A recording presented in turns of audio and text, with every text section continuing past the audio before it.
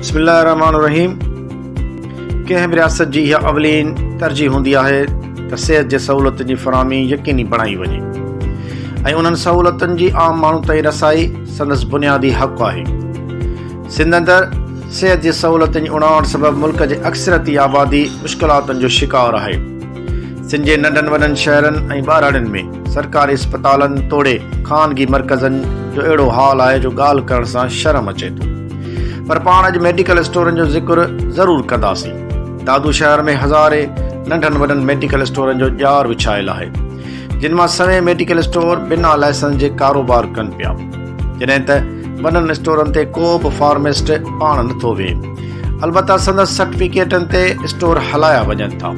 Company तरफ़ां हर दवा ते लिखियलु हूंदो आहे त 25 खां 30 सेंटीग्रेड गरमी पद ते दवा खे रखिणो आहे।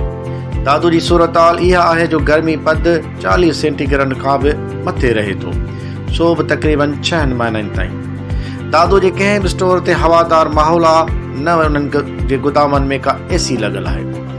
ज़ाहिर आहे उहे दवाऊं ज़हर में तब्दील थी वञनि थियूं ऐं मरीज़नि खे फ़ाइदो ॾियण बदिरां नुक़सान ॾियनि थियूं। दवाउनि खे चकास करण लाइ को बि बहितर मैकेनिज़म दादू में मौजूदु आहे। अलबत्ता साल जे चंद ॾिहाड़नि ते छापा हणी पंहिंजे कुलनि तां ॿार लाथो वञे थो। जॾहिं त दादू में अक्सर स्टोरनि ते मुदे खाज दवाऊं बि अव्हां खे आराम सां मिली वेंदियूं। पाकिस्तान में हर साल 400 अरब रुपयनि जूं दवाऊं विकिरो कयूं वञनि थियूं।